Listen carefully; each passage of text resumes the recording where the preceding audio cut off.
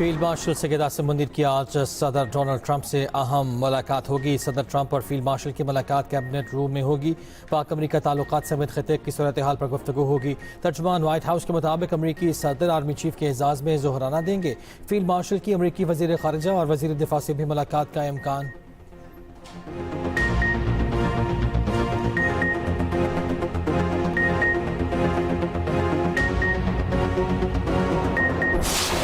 और इसराइल के हवाले से इंतहाई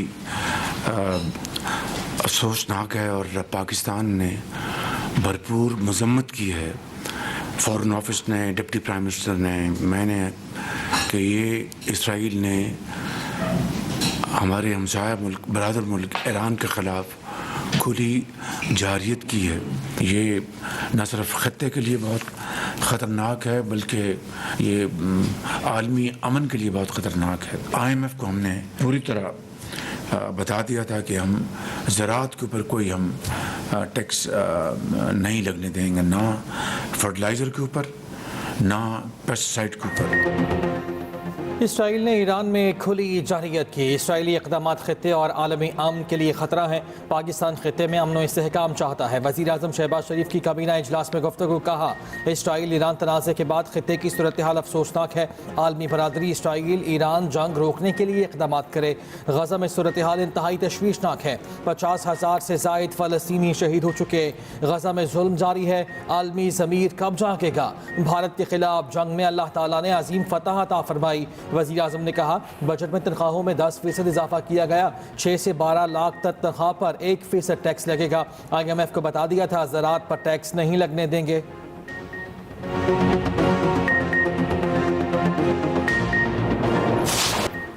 भारत की हट धर्मी बरकरार, अमरीकी सालिसी कबूल करने से इनकार। अमरीकी सदर ट्रंप और भारतीय वज़ीर आज़म मोदी के दरमियान टेलीफोनिक रब्ता। भारतीय सेक्रेटरी खारजा विक्रम मिश्री का कहना है कि मोदी ने ट्रंप को कहा, पाकिस्तान से तनाज़े पर भारत तीसरे फरीक की सालिसी कबूल करता है न करेगा।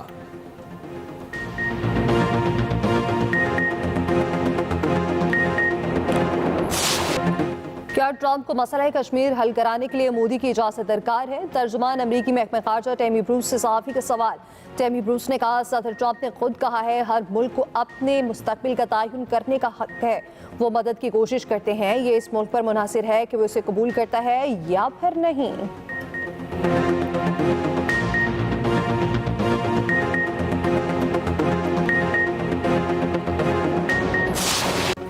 सेहूनी दिफाई निज़ाम ईरानी मिज़ाइल हमलों के आगे बेबस। पासदारान इनकलाब का इसराइली फ़ज़ाई हदूद पर मुकम्मल कंट्रोल का दावा।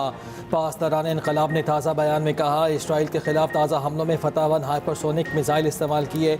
11वीं लहर सेहूनी शरपसंदों के खुद साख्ता इक़्तिदार की तबाही का नुक़्ता आगाज़ है।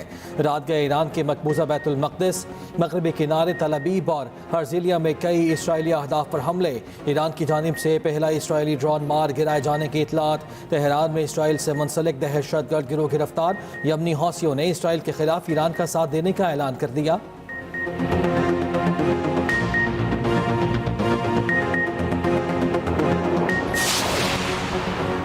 इसराइल के ईरान के कई शहरों में हमले। तेहरान में सेंट्रीफ्यूजिस और मिसाइल तैयारी की फैक्ट्रीज पर हमलों का दावा।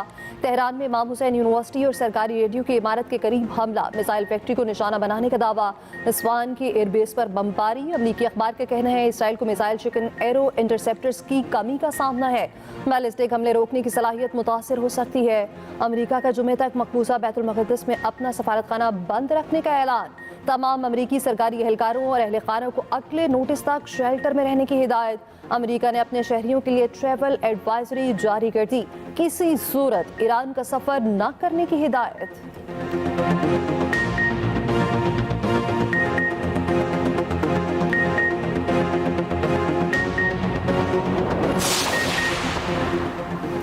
जंग में किसी की शमूलियत से खित्ते के लिए संगीन नताइज बरामद होंगे। ईरान ने खबरदार कर दिया। तर्जुमान ईरानी वज़ारत ख़ारिजा इस्माइल बक़ाई का अरब TV को इंटरव्यू। कहा, इसराइल ने बगैर किसी वजह के ईरान पर हमला किया है। हम दिफा के लिए कोई हिचकिचाहट महसूस नहीं करेंगे। इस मुसल्लत करदा जंग को ख़त्म करने के लिए हर मुमकिन कोशिश करेंगे। इसराइली जारियत की मज़म्मत करने वालों के शुक्रगुजार हैं।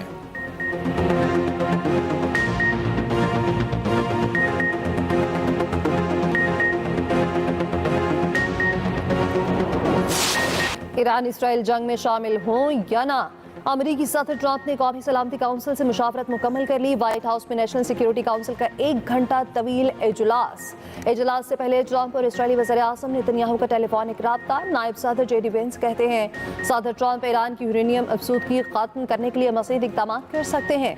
अमरीकी मीडिया के मुताबिक ट्रंप ने इसराइली हमलों में अमरीका के शामिल होने का इंदिया दे दिया। सदर ट्रंप का ईरान से गैर मशरूत तौर पर हथियार डालने का मुतालिबा। कहा हमारे सब्र का पैमाना लबरेज होता जा रहा है।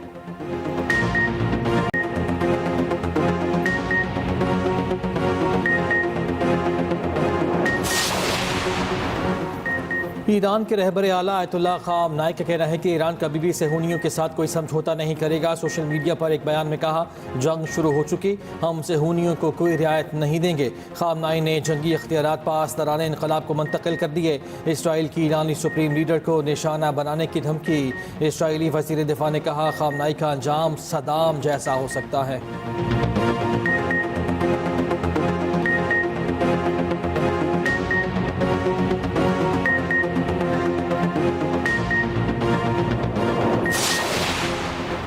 अमेरिकी सदर ने ईरानी जौहरी प्रोग्राम पर अपनी ही डायरेक्टर इंटेलिजेंस की राय मुस्तरद कर दी। कहा, ईरान जौहरी बम बनाने के बहुत करीब पहुंच चुका, परवाह नहीं कि तुलसी गबार्ड ने क्या कहा। अमेरिकी इंटेलिजेंस डायरेक्टर तुलसी गबार्ड ने ईरान को क्लीन चिट देते हुए कहा था, ईरान एटमी हथियार नहीं बना रहा।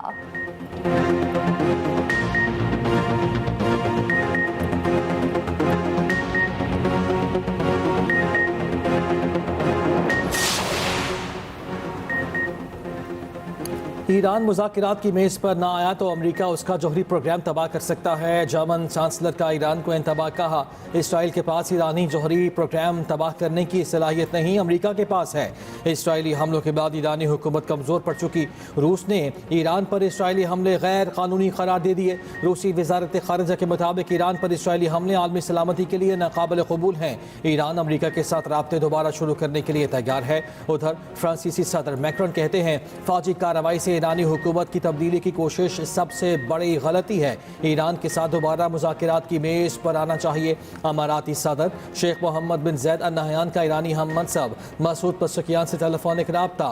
ईरान के साथ मुकम्मल यकजहती का इज़हार। अमाराती सदर का खित्ते में अमन व इस्तेहकाम की बहाली के लिए इक़दामात जारी रखने का आज़म।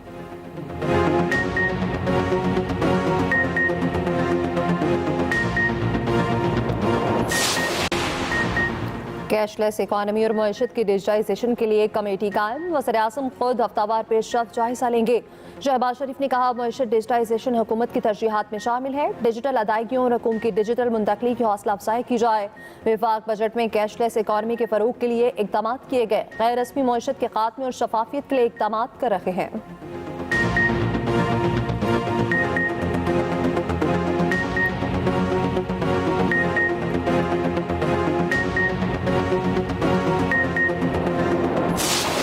सोलर के ऊपर जो 18% प्रपोज्ड जीएसटी थी लगाने की इस बजट के जरिए अफाम तफहीम से जो हमने तय किया है कि इस साल के लिए हम 18 नहीं इसको 10% जो है सेल टैक्स को कर लेते हैं। सर्विसेज के ऊपर सेल टैक्स वो सूबों का डोमेन ही रहेगा और इसके मुतल्लिक बाइंडिंग ऑफ स्पीच में क्लैरिफिकेशन आ जाएगी। APCC में जो यूनिवर्सिटी सिंध की हैं उनका जो एलोकेशन थी वो 4.7 अरब थी मुख्तलिफ यूनिवर्सिटीज़ की मिला के टोटल, वो रिड्यूस होके करीबन 2.6 हो गई है। It will be restored to the original figure of 4.7 billion from 2.6, तो वो इशू स्टैंड्स रिजॉल्व। हुकूमत का सोलर पैनल पर सेल्स टैक्स 18 से कम करके 10% करने का ऐलान। नायब वज़ीर आज़म इसहाक डार का कौमी असम्बली में खिताब। कहा, सिंध की जामियात के लिए मुख्तस रकम 4 अरब 60 करोड़ की जा रही है। हुकूमत ने बाज़ बजट तजावीज़ पर नज़रसानी की है। डिजिटल सर्विसेज पर सेल टैक्स सूबों का हक है। इसहाक डार ने कहा, मशरक़ वस्ता में अमन का क़याम ज़रूरी। ईरान इसराइल तनाज़ा का पुरअमन हल चाहते हैं। असद कैसर का ईरान की सूरत हाल पर पार्लियामेंट को एतमाद में लेने का मुतालबा। कहा, खित्ते में तनाज़ा बढ़ता जा रहा है, उम्मत मुस्लिमा में बेचैनी है। बताया जाए ईरान की सूरत हाल पर हुकूमत क्या कर रही है।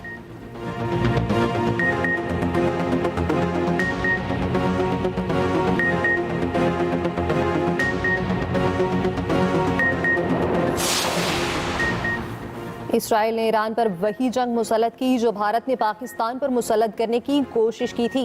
पीपी सेनेटर शहरी रहमान के सेनेट में इज़हार ख्याल, कहा दुनिया में किसी ने नहीं देखा कि पानी को बतौर हथियार इस्तेमाल किया।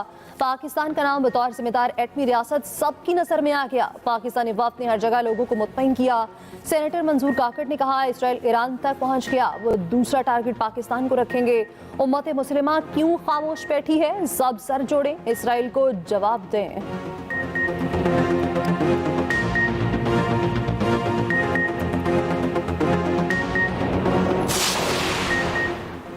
सुप्रीम कोर्ट में मखसूस नशिस्तों से मुताल्लिक नज़रसानी केस की समाअत सलमान अकरम राजा ने दलाल देते हुए कहा 8 फरवरी इंतखाबात में आइन से इनहराफ हुआ। आइन से इनहराफ 22 दिसंबर 2023 से शुरू हो गया था। 22 दिसंबर को इलेक्शन कमीशन ने PTI इंटर पार्टी इलेक्शन पर फैसला दिया। इलेक्शन कमीशन ने PTI को बतौर पार्टी ही ख़त्म कर दिया। उस फैसले के बाद ही कुछ लोगों ने बतौर आज़ाद उम्मीदवार कागजात जमा कराए। हमारे सामने एक फैसला है जिस पर नज़रसानी है, आप अपने दलाइल उसी फैसले तक महदूद रखें।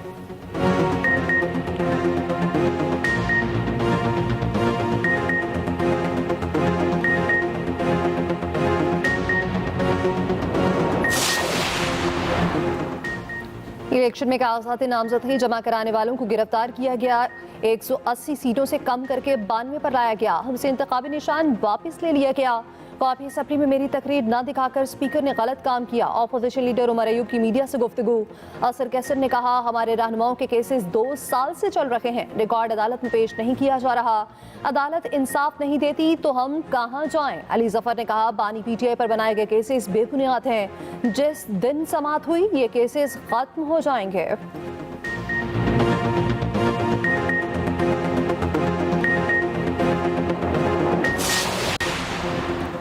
सुप्रीम कोर्ट में जजेस ट्रांसफर केस की समाअत कल तक मुलतवी। जस्टिस मोहम्मद अली मसदर ने रिमार्क्स दिए, हो सकता है कल ही जजेस ट्रांसफर केस का मुख्तसर हुक्मनामा जारी हो जाए। जस्टिस नईम अख्तर खान ने कहा जुल्फ़िकार भुट्टो केस में जजेस वकला को कहते रहे जल्दी दलाइल मुकम्मल कर लें, ताख़ीर न करें। जजेस के रिटायर होने के सबब बेंच की कंपोजिशन ही तब्दील हो गई। वकला के तवील दलाइल के सबब केस ताख़ीर का शिकार होता रहा, जजेस रिटायर होते रहे।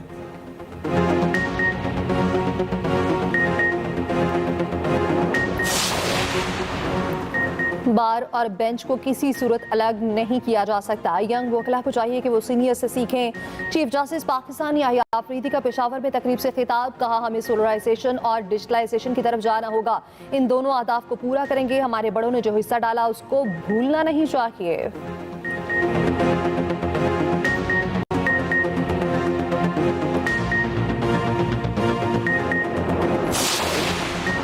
नफरत अंगेज़ तकारीर का जहर माशरों में तकसीम, इंतशार और तशद्दुद को जन्म देता है।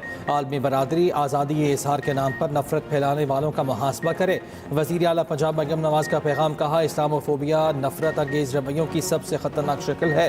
नफरत की रविश अमन आलम के लिए एक मुस्तकिल ख़तरा। दूसरी जानिब वज़ीर आला पंजाब मरियम नवाज़ की ज़ेर सदारत इजलास, नवाज शरीफ IT सिटी के सिलिकॉन ब्लॉक की मंजूरी। वज़ीर आला का मज़ीद मौसर, तेज़ तार और ज़रूरी इक़दामात की ज़रूरत पर भी जोर। KP का पूरा बजट पंजाब की तालीम और सेहत के बजट के बराबर है। पंजाब के वज़रा की लाहौर में न्यूज़ कॉन्फ्रेंस, असमा बुखारी ने कहा वज़ीर आला पंजाब खुद को आवाम के सामने जवाबदेह समझती हैं। अहम महकमों की फंडिंग में 300% तक इजाफा किया गया। मिलाल यासीन ने कहा आवाम का पैसा आवाम पर खर्च हो रहा है।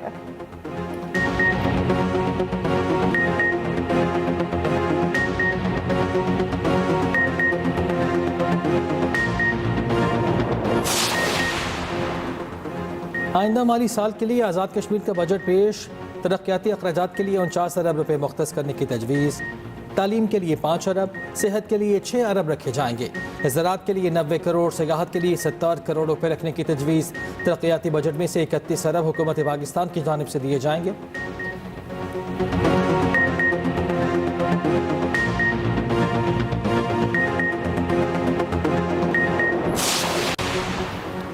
सरकारी मुलाजमीन की तनख्वाहों में 10% इजाफा किया गया। नौजवानों को रोजगार की फाहमी के लिए आसानियां पैदा की जाएंगी। बलोचिस्तान के वज़रा की पोस्ट बजट न्यूज़ कॉन्फ्रेंस, तर्जुमान बलोचिस्तान हुकूमत शाहिद रिंद ने कहा अवामी फलाह के मंसूबों को तरजीही बुनियादों पर मुकम्मल किया जाएगा। ज़हूर बलीदी ने कहा तालीम, सेहत और ट्रांसपोर्ट के शोबे पर तवज्जो मरकूज की गई।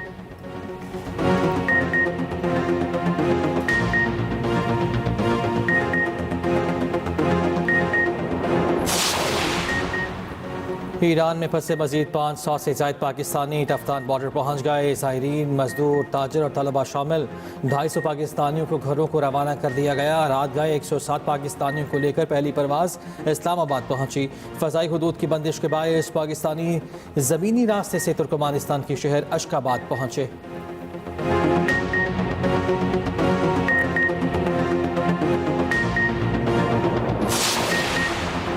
यहूदो हनूद का नया गठजोड़ बेनका। बीबीसी ने मोदी अडानी इसराइल इत्तेहाद का पोल खोल दिया। इसराइल की बंदरगाह पर भारतीय कब्जा। हिफा बंदरगाह पर अडानी ग्रुप की सरमायाकारी सामने आ गई। बीबीसी के मुताबिक हिफा पोर्ट का 70% हिस्सा अडानी ग्रुप के हाथों में है। बंदरगाह अडानी ग्रुप ने 2023 में हासिल की थी। मोदी हुकूमत इसराइल की प्रॉक्सी बन चुकी। इसराइली टेक्नोलॉजी के जरिए भारतीय एजेंसियां जासूसी का काम करती हैं।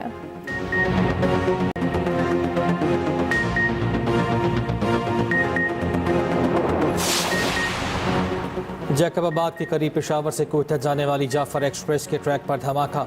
वाक़े में कोई जानी नुकसान नहीं हुआ। हादसे में मुसाफिर ट्रेन की 6 बोगियां ट्रैक से उतर गईं।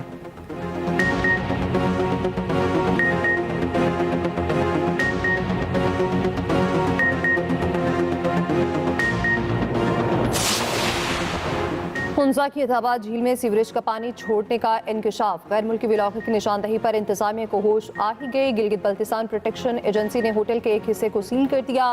15 लाख रुपए जुर्माना। गैर मुल्की सयाहों ने झील में सीवरेज का पानी छोड़े जाने और वहां से बदबू आने की निशानदही की थी।